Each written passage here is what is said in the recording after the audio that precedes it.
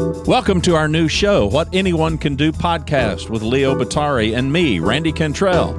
Our new show picks up where our last show, Year of the Peer, left off, highlighting the simple truth that who you surround yourself with matters, and that if we enlist the support of others, give back to those who give to us, and pay it forward for the next generation, we can do anything. Author and keynote speaker Leo Batari and I will interview a diverse group of thought leaders who will share stories and insights that will help you succeed in business and in life. How? By doing the things anyone can do, but most of us never will.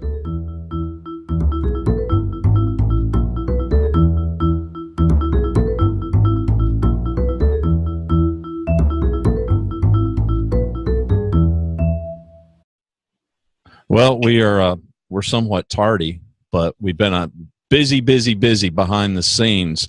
Leo Batari, welcome to your own show. Well, this is one where Leo and I are just going to chat and catch you guys up to speed with some stuff going on, some really exciting news, and we're glad to bring it to you, even if we are a day late and dollar short. Yeah, no, very excited. I think, part of what we've been trying to navigate this year is figuring out how to transition from the Year of the Peer into what I think has been a real evolution of content, right? It has gone from looking at how and why formal peer groups work so well, and also looking beyond our peers, looking at these circles of people who surround us that are our parents, our kids, our spouses, our mentors, mentees, teachers, all of that, because all of them create that community, that circle, which I think we depend on and actually could, use a lot more. And we could contribute to that circle, obviously, in much greater ways as well. So, of course, part of the new book, as you know, that comes out September 3rd, What Anyone Can Do. Surrounding yourself with the right people will drive change, opportunity, and personal growth. We're going to be really looking at this podcast, as you know, from a standpoint of, in the first 6 weeks or so, continuing to interview thought leaders as we always have, except we are going to be more topical this time around. So, for example, as when we launch, of course, this show will be running on the 7th. When we launch on the 14th with our first guest, will be Dr. Diane Hamilton, who I'm so excited to have on the program. But we're going to talk about a great project that she's working on and a real topic of conversation around curiosity. How surrounding yourself with the right people can help us really be more curious, and how being more curious can really help us in so many different ways. And she offers some wonderful insights into that. The following week, we've got Tom Rivens, who we're going to focus on accountability.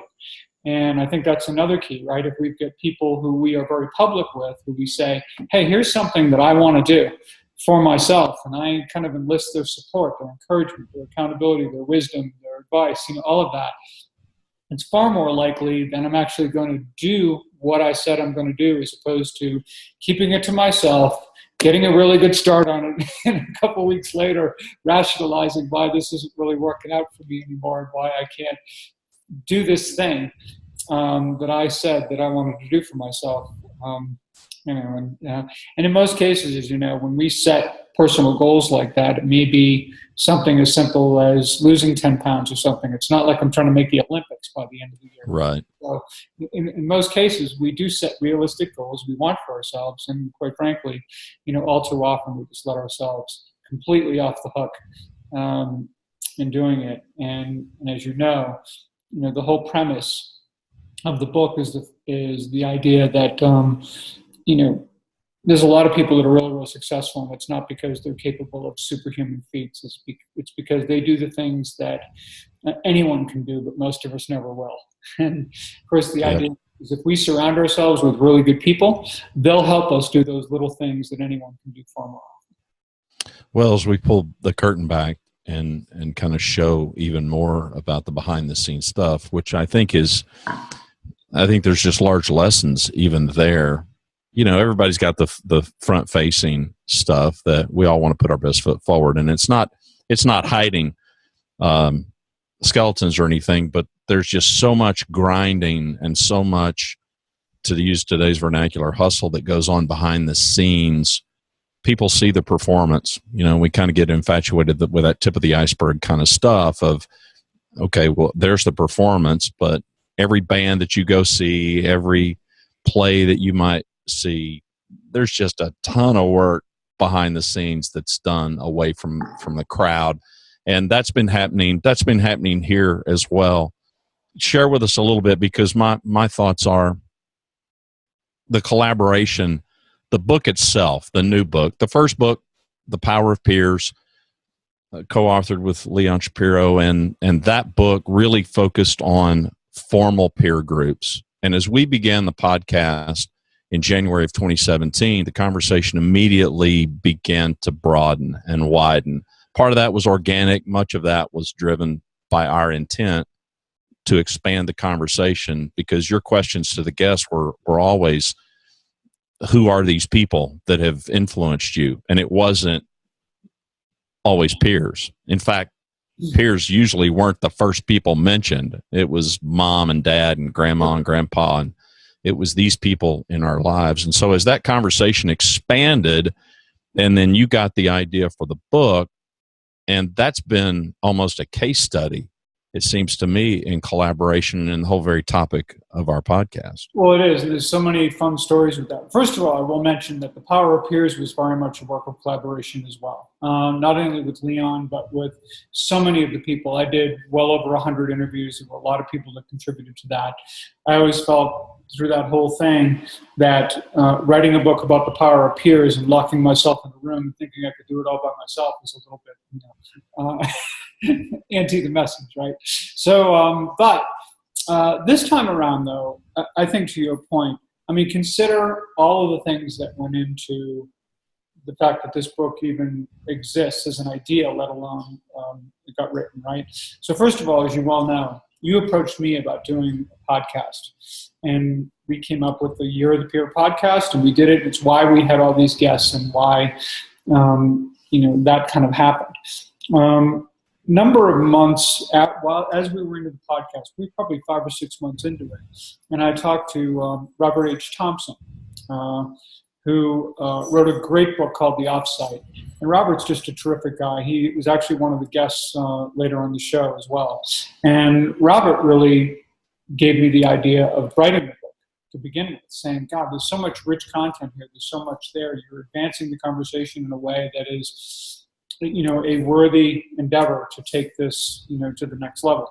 So the idea of doing that, and of course the content isn't just from me. Much of it comes really directly, in the words of our podcast guests who contribute to all of the content in the book. So, some of it clearly is my stories and some of the way that I weave things together a bit, but a lot of it is very much comes from the incredible guests that we had on the Year of the Peer podcast. It was just so amazing.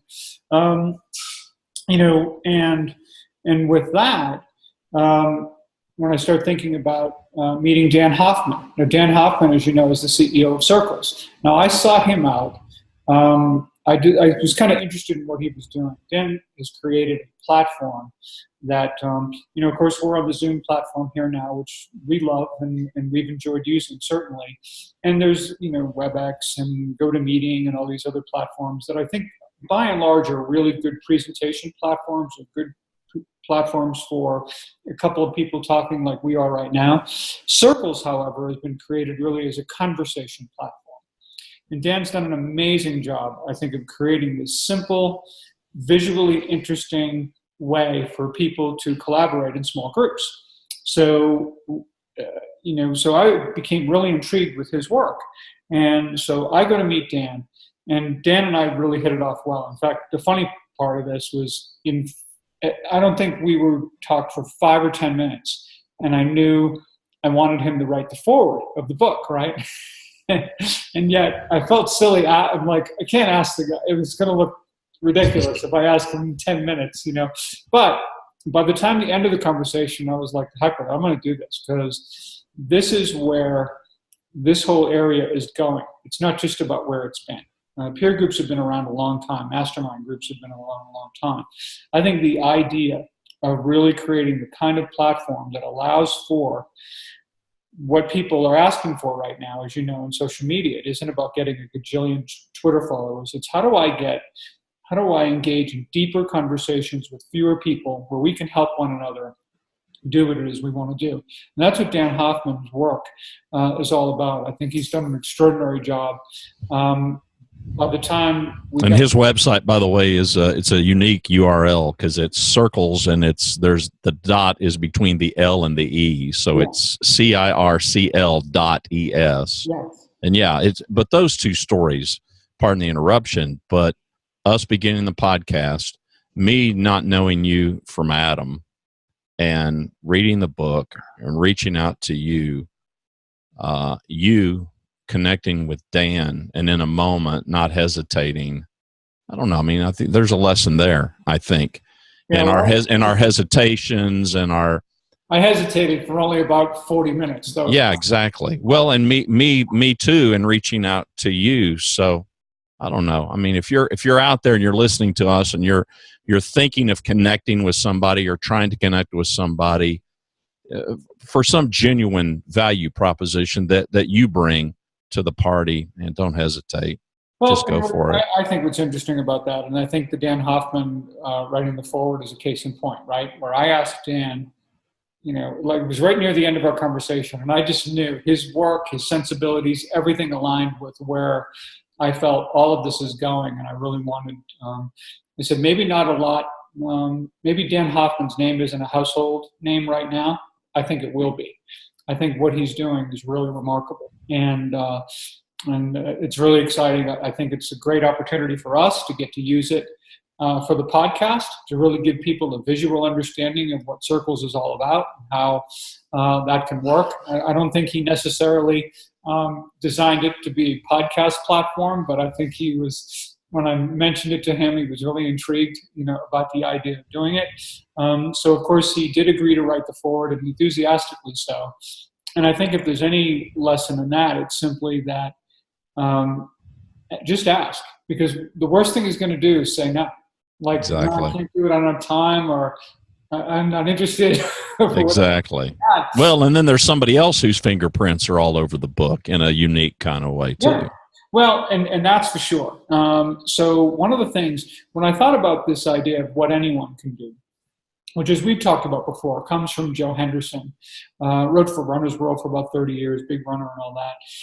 In his 1976 book, The Long Run Solution, he basically said, look, when you look at a lot of people who really have it going on in life, it isn't because they're capable of superhuman feats that no one else can do. He said, basically, they do the things that anyone can do, but most of us never will.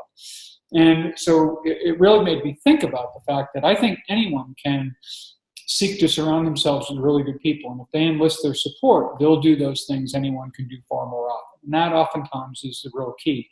But when I thought about what anyone can do, and was just thinking about it from a brand perspective, and the idea that I want people to really look at this and see this content as relevant for them, to be super approachable, the kind of thing you would grab and read on a couple of hour flight, and be able to absorb that. And I thought, who better to help me achieve that than Ryan Foland?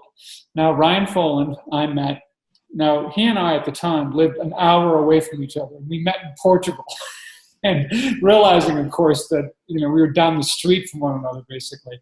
And Ryan's not only a brilliant speaker and real expert with regard to communication and personal branding, but he does these cartoons, these little illustrations that are awesome. I mean, they're really great.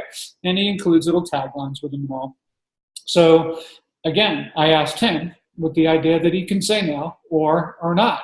I said, Ryan, what do you think about doing illustrations that would not only likely appear as part of the cover art, which it will, of course, but for each of the chapters in the book, to give that, just to create that fun feel for the content. And the fact that we're not trying to create like a real academically oriented book so much as it's grounded oftentimes in some cases research, in some cases the personal stories and insights of our podcast guests. But by and large, it's something that I think everyone can really relate to. And as they read it, I think that Ryan's cartoons contribute to the relatability. It's absolutely the picture's worth 1,000 words kind of thing going on. I feel like he added another 12,000 words to the book just by having the illustrations there. And yet you can look at it at a glance and smile with every as you hit every chapter. So yeah, the cover illustrations alone are it's fun. Are real creative. And we'll include the cover art, of course, as part of the podcast, and of course we'll show the book cover coming soon too. But it's great stuff, and I can't tell you how much I appreciate you and Dan and Robert Thompson and Ryan Foland and all of our podcast guests and a host of other people who I surrounded myself with basically during the year of the Peer, and we produce something that I hope will have both some fun and some real practical value for people, especially when you get to the end and we talk about how you as an individual and how you as a team can develop a people plan. And that's essentially how you surround yourself with the right people, how you engage them really in a step-by-step way so that you can kind of do get what you want from life, whatever that may be for you. But I also think more importantly, you contribute to others by either giving back to those who are giving to you or paying it forward, to people that I think are going to represent the next generation. We all have had people who gave to us, and I think it's only right that we do the same for others. So it's fun. It was an exciting project. Just really can't wait for it to come out. And really excited about the podcast because I know, we're going to talk to some really great people one-on-one for the first, 5 or 6 weeks or so.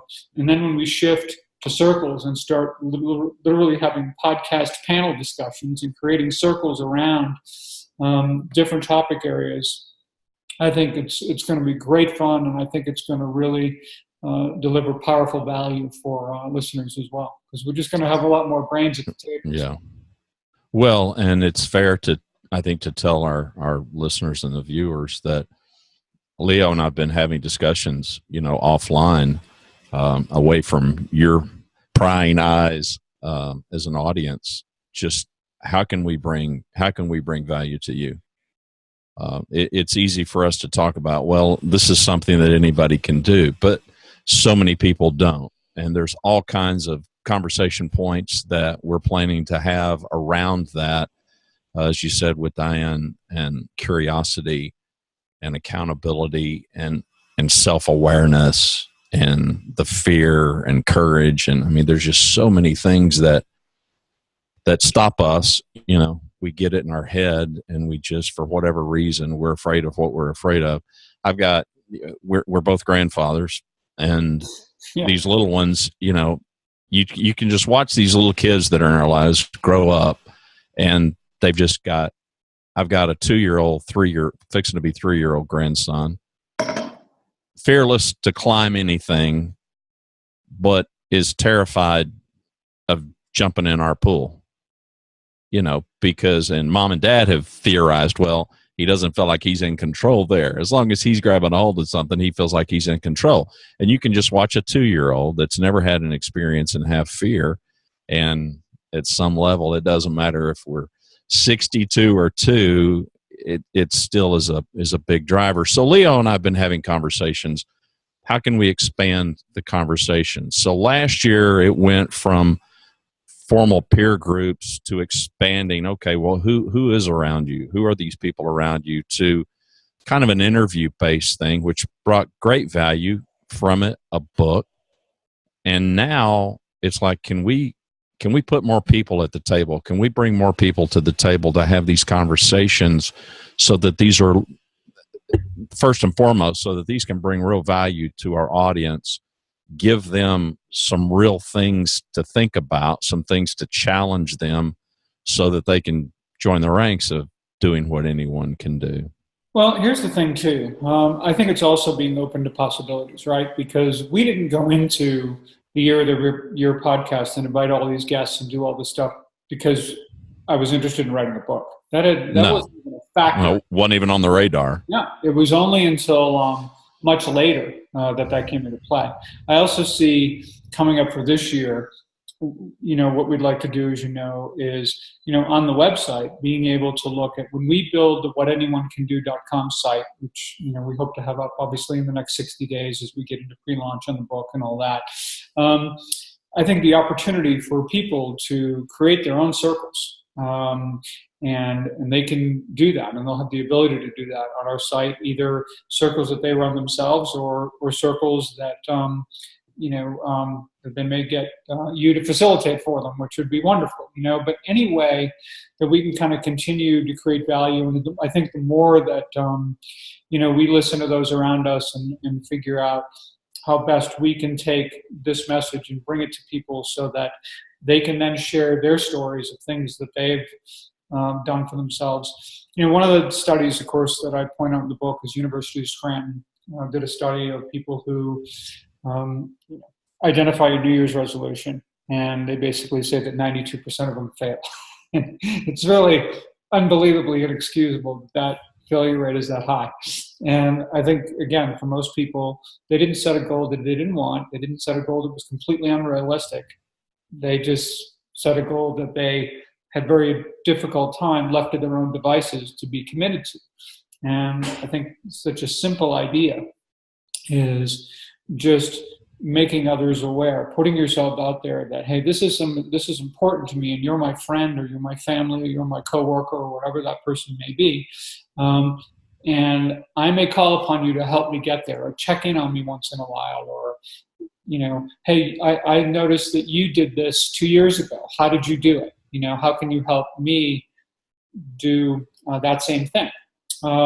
So I just think there's incredible value there, and it's really simple, and yet none of us, or I'll say at least not nearly enough of us, do it very often or very well. So the hope is that by kind of raising the topic and giving people some specifics about how to engage others in a way that can be helpful for all of us, that will make a difference in somebody's life. So, well, there certainly is empirical evidence that society needs it. So, and it's not that we're doing it for that reason, but there is that. No, I'm really looking forward to it. I think we're going to hopefully prove to you, the audience, that we've got your best interest at heart, that we want to bring value. These conversations, you can expect there to be some diversity sitting at the table, which Leo and I both are proponents for and think is important. Offline, we've had countless conversations, and we'll push some of those conversations, I think, forward, in that insights and our ability to eliminate some of the blind spots that we have in our lives, because we each have our perspective. Leo comes from a part of the country that is very foreign to the part of the country that I come from. He's a Northeasterner, and I'm an Oklahoma, Texas, Louisiana guy. Educationally, we're very different. Demographically, age-wise, we're close, but we're a case study of what I think our audience, don't pigeonhole yourself and don't pigeonhole what value you think the other person might bring. And I'm not, well, I will. I'll use myself as an illustration. My first conversation with Leo was, have you ever thought about having a podcast? And coming from business world and coming from the C-suite for so many years, I was very upfront, very blunt, very candid, which is kind of how I roll. And I just told him, I'm just going to go ahead and get this out of the way and tell you up front, I don't expect anything. I just expect to be able to help you. And all I want is guilt by association. I like this space. At the time, I don't play in this space, but I'm intrigued with it. I think it's got tremendous value, and I see such a need for it in the C-suite. And so I was very upfront with Leo, and this is something that I've got the skill set and the chops and the experience to do for you, and I like what you're about and want to do it. Now, don't make those offers if you don't mean it. But if you mean it, my advice would be don't put yourself first. This has been all about Leo and Leo's, evangelizing this. He's dragged me along, and there's benefit in that. But good people do the right thing, and Leo's good people. I would like to think that I am as well. So we want to increasingly give you, the audience, real stuff that you can sink your teeth into. And if our little show can be an example to kind of show you the way, then great.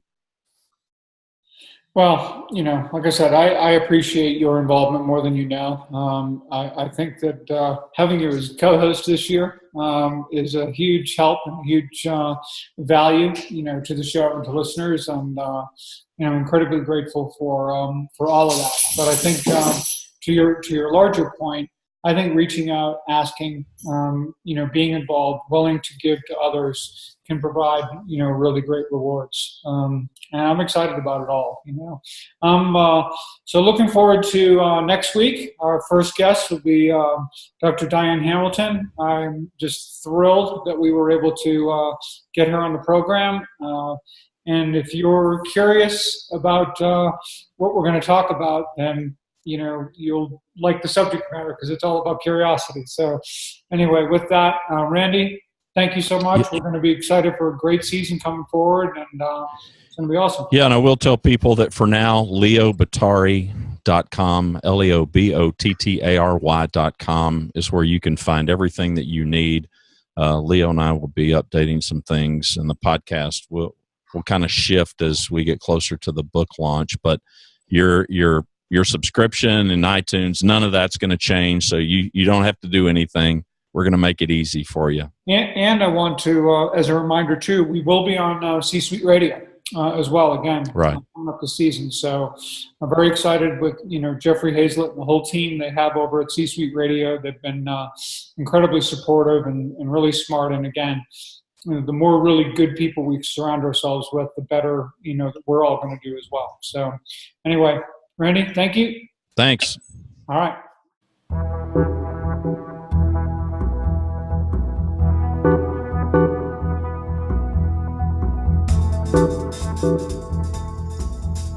To learn more about our show and what we do, to submit questions to us, and to subscribe to What Anyone Can Do podcast, please visit us at whatanyoneCanDo.com. What Anyone Can Do podcast is hosted by Leo Bottary and me, Randy Cantrell. Our music is Vibe Ace by Kevin MacLeod, licensed under Creative Commons by Attribution 3.0 license. Thanks for watching. Thanks for listening. We hope that you'll share the podcast.